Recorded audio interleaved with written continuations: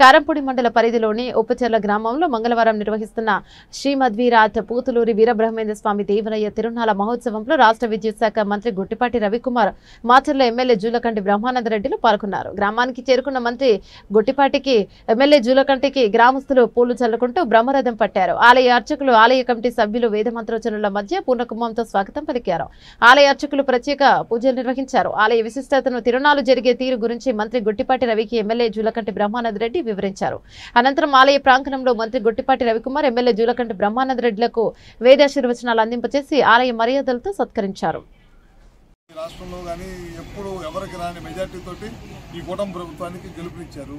అదే దిశగా ఈ ప్రభుత్వం ఏదైతే మాట ఇచ్చిందో ఎలక్షన్ ముందు ఆ మాట ఇచ్చిన దాని ప్రకారం ఒక్కొక్కటి చేసుకుంటూ వెళ్ళిపోతున్నాం. తప్పకుండా అన్ని ఏదైతే మా ఎలక్షన్ ప్రామిస్ ఉన్నాయో అవి కూడా మొత్తం చేస్తామని చెప్పి కూడా సభాముఖంగా తెలియజేసుకుంటూ, మన రాజేంద్ర ప్రసాద్ గారు మంచి వ్యక్తి, గతంలో ఎమ్మెల్యేగా పనిచేశాడు, మంత్రిగా పనిచేశాడు. ఆయన టెక్నికల్ ఎడ్యుకేషన్ మినిస్టర్ ఉన్నప్పుడు చాలా పెద్ద ఎత్తున టెక్నికల్ కాలేజెస్ తీసుకొచ్చాడు. ఇవాళ దేశ విదేశాల్లో మన పిల్లలు చదువుకుంటున్నారంటే ఆ ముందు చూపుతాడు. ఆ రోజు చంద్రబాబు నాయుడు గారు చాలా పెద్ద ఎత్తున కాలేజీలు తీసుకొచ్చారు. ఆ రోజు మీ అందరికీ తెలియదు కాదు, మన పక్క రాష్ట్రాలు పోయి చదువుకునే వాళ్ళని కోట్లాది రూపాయలు, లక్షలాది రూపాయల ఫీజుల రూపంలో మన సంపద అంతా వెళ్ళిపోయేది పక్కకి. అలాంటి తరుణంలో మన చంద్రబాబు నాయుడు గారు ఆ రోజు నిర్ణయం తీసుకుని ఇక్కడే కాలేజీలు కట్టి ఇక్కడనే విద్యార్థులు బ్రహ్మాండం చదువుకునేటట్టు తయారు చేసి ఆ చదువుకున్న విద్యార్థులందరూ కూడా దేశ విద్యాలయాల్లో ఉద్యోగాలు చేస్తున్నారంటే ఆ రోజు చంద్రబాబు నాయుడు గారు ముందు చూపుతోటి అనమాట. ఇట్లాంటి ఒకటి కాదు, రెండు కాదు, ఏది తీసుకున్నా మంచి నిర్ణయం, 10 కాలాల పాటు ప్రజలకు ఉపయోగపడే నిర్ణయాలు తెలుగుదేశం పార్టీ తీసుకునే దాన్ని కూడా మీ అందరూ తెలియజేసుకుంటూ, మీ అందరూ చూశారు గడిచిన 5 సంవత్సరాల్లో జరగనున్న ఎమ్మెల్సీ పట్టభద్రుల ఎన్నికల ప్రచార నిమిత్తం గౌరవనీయులు పెద్దలు మన ఇన్ఛార్జి మంత్రి గారు కూడా ఇక్కడికి విచ్చేయటం, క్యాడర్ని ఉత్సాహపరచడం, అలాగే వారు కూడా స్వయంగా అనేక మంది ఉద్యోగస్తుల్ని కలవటం, గ్రాడ్యుయేట్స్ని కలవటం, ఈ పట్టభద్రుల నియోజకవర్గంలో ఎన్నికల్లో ఆలపాటి రాజేంద్ర ప్రసాద్ గారిని, వారి క్యాండిడేట్స్ గురించి, వారిని గెలిపించాల్సిన ఆవశ్యకత గురించి, గతంలో జరిగిన గత పాలనలో జరిగిన ఇబ్బందుల గురించి, అలాగే ఈ విధంగా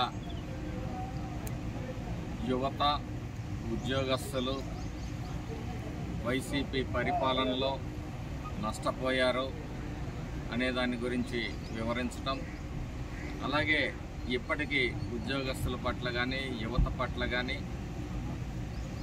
కూటమి ప్రభుత్వం గౌరవ ముఖ్యమంత్రి చంద్రబాబు నాయుడు గారి నేతృత్వంలో ఏ విధంగా ముందుకు పోతుందనేది వివరంగా తెలియజేయటం జరిగింది. అలాగే ఈ రాష్ట్ర పరిస్థితులు, ఈ రాష్ట్రం పట్ల, ఈ రాష్ట్రాన్ని ఉన్న వ్యవస్థలన్నీ కూడా ధ్వంసమైపోయినాయి. వాటిని ఏ విధంగా మా నాయకులు శ్రమిస్తూ ఈ వయసులో కూడా వారు ఎంత కసరత్తు చేస్తూ ఉన్నారనే విషయాల్ని కూడా అందరి దృష్టికి తీసుకురావడం జరిగింది. రాబోయే పట్టభద్ర ఎన్నికలు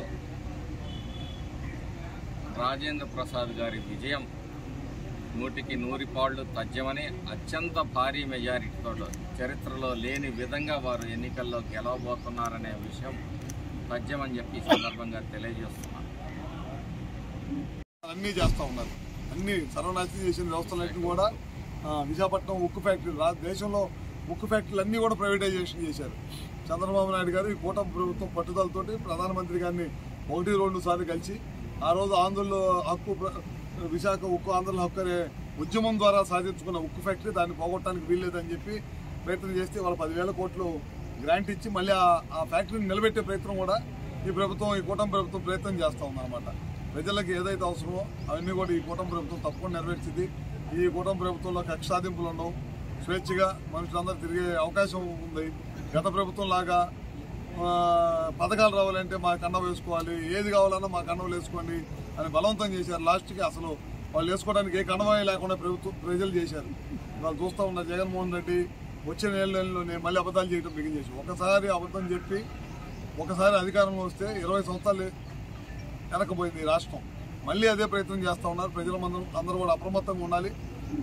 ఒక దుర్మార్గుడు చేసే ప్రయత్నాన్ని, అబద్ధాలని అన్నింటిని కూడా తిప్పికొట్టాల్సిన అవసరం ఉంది. ఏదైతే చంద్రబాబు నాయుడు గారు పొద్దు నుంచి సాయంత్రం దాకా లేచి కష్టపడుతూ ఈ రాష్ట్రంలో ఉపాధి కల్పన కోసం కానీ, ఉద్యోగ కల్పన కోసం కానీ, ఈ ఫ్యాక్టరీ ఇండస్ట్రీస్ రావాలి, అందరు ప్రజలంతా బాగుండాలనే ప్రయత్నం చేస్తూ ఉన్నారు. ఆ ప్రయత్నంలో ప్రజలందరూ కూడా, ఉద్యోగస్తులు కానీ ప్రజలు కూడా భాగస్వామ్యం అయ్యి రేపు జరగబోయే ఎన్నికల్లో గతంలో మమ్మల్ని ఏ విధంగా అయితే మంచి మెజారిటీతో గెలిపించారో అదేవిధంగా రాజేంద్ర ప్రసాద్ గారిని కూడా గెలిపించాలి.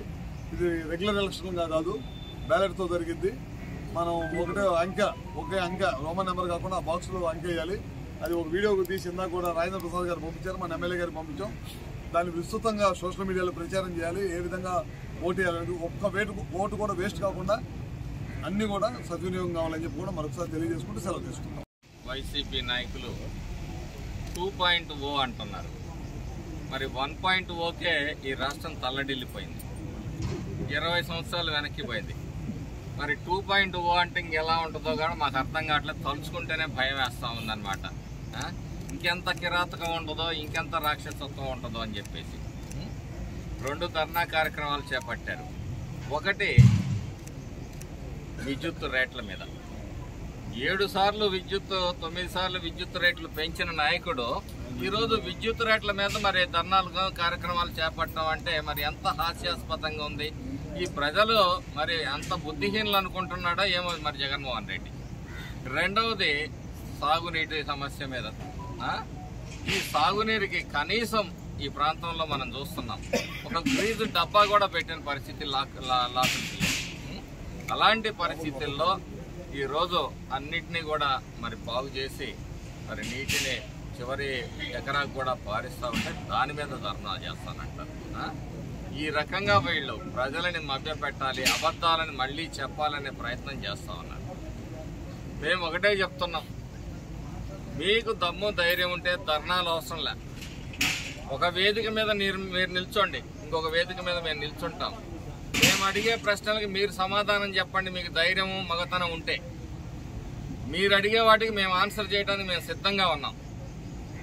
ఈరోజు రాష్ట్రాన్ని అతలాకుతలం చేసి 2.0 అంట. 2.0 అని ఒక కొత్త ఫార్ములా అంట. ఏం చేస్తారు? ఇంతకన్నా డబల్ అరాచకాలు చేస్తారా? 4 రెట్ల అరాచకాలు చేస్తారా? ఈ రాష్ట్రాన్ని నట్టేట్లో ముంచి మళ్ళీ 2.0 అని చెప్పేసి ఒక కొత్త మరి నినాదాన్ని తీసుకున్నారు. ఆయన ఈ రాష్ట్రంలో ఈ నియోజకవర్గంలో చెప్పాలంటే ఎన్నికల ముందు, ఎన్నికల సమయంలో ఎన్ని అరాచకాలు జరిగినాయో మనందరం చూసాం ప్రత్యక్షంగా. ఈరోజు ఎన్నికల తర్వాత ఈ ప్రాంతంలో ప్రశాంతంగా ఉంది. ఎన్ని ఎమోషన్స్ ఉన్నా, ఎన్ని విధాలుగా కంట్రోల్ చేసుకుంటూ ఈ కూటమి ప్రభుత్వం మరి అరాచకాలకి తావీయకుండా అభివృద్ధి మనది. ఇది ఎన్నికల తర్వాత ఈ రాజకీయాలని పక్కన పెట్టండి, అభివృద్ధి వైపు అడుగులేయండి అని చెప్పి మా నాయకుడు చెప్పిన దాని మీద మేము నిలబడి ఆ దిశలో మేము పనిచేస్తూ ఉంటే పదే పదే రెచ్చగొట్టే కార్యక్రమాలు కూడా చేస్తూ ఉన్నారు అక్కడక్కడ. వీటన్నిటినీ కూడా మేము గమనిస్తూనే ఉన్నాం. ఈ వైసీపీ ప్రభుత్వం మళ్ళీ తిరిగి రావటం అనేది ఈ పొద్దు సూర్యుడు ఆ పొద్దును పొడిచినట్టే గుర్తుపెట్టుకోండి. అతి త్వరలోనే మీకు బెయిల్ లేని జైళ్లలో మీరు మగ్గే రోజులు దగ్గరలో ఉన్నాయని చెప్పేసి గుర్తుపెట్టుకొని మర్యాదగా పద్ధతిగా నడవండి అని చెప్పి సందర్భంగా హెచ్చరిస్తా ఉన్నాం. సందర్భంగా నేను స్థానిక శాసనసభ్యులు మన బ్రహ్మారెడ్డి గారితో కలిసి ఇద్దరం కలిసి పొద్దు నుంచి మన నాయకులు, కార్యకర్తలు అందరితో కలిసి, కూటమి అభ్యర్థులు అందరితో కలిసి మనం ప్రచారం చేస్తూ ఉన్నాం. అందరం కూడా కలిసాం. పాజిటివ్గా రెస్పాన్స్ ఉంది అందరి దగ్గర నుంచి కూడా.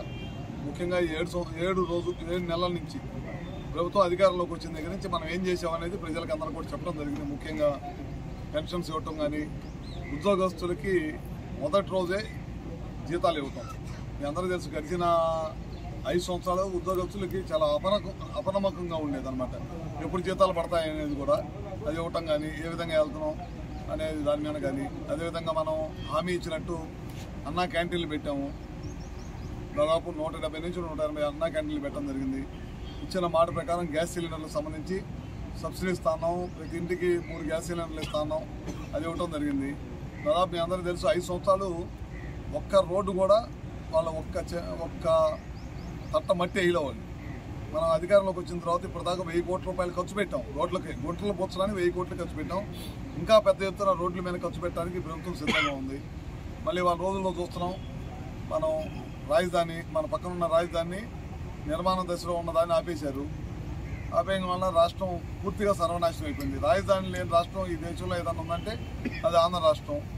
ఇవాళ మళ్ళీ రాజధాని కట్టాలి, ఆ రోడ్లు కట్టాలి, రోడ్లు వేయాలి, అక్కడ ఉన్న ప్రభుత్వ బిల్డింగ్స్ కట్టాలి, ఇవన్నీ కట్టాలంటే వాళ్ళు చేసిన తప్పు వల్ల వ్యయం మరింత రెట్టింపు అయిపోతుంది అనమాట. ఖర్చు కూడా పెరిగిపోతుంది. ఆ రోజుల్లో ₹1,00,000 ఖర్చు అయితే ఇవాళ 1,00,000 ఖర్చు అవుతుంది. ప్రాజెక్ట్ ఉంది, పోలవరం ప్రాజెక్ట్ ఉంది, మీ అందరికీ తెలియదు కాదు, సర్వనాశనం చేసేసారు. ఇవాళ డయాఫ్రామ్ వాళ్ళు మొత్తం కూడా ఇలా అనాలోచన నిర్ణయాలతో డయాఫ్రామ్ వాళ్ళు మొత్తం పోతే వాళ్ళు మళ్ళీ అదే వాళ్ళు కట్టాలంటే 1000 కోట్ల రూపాయలు ఖర్చు అవుతుంది. దాదాపు 1 కాదు 2 కాదు వ్యవస్థలను మొత్తం కూడా సర్వనాశనం చేశారు. ఒక్కసారి ఓటేసినందుకు ఈ రాష్ట్రాన్ని 20 సంవత్సరాలు వెనక పంపించారు. ఇవన్నీ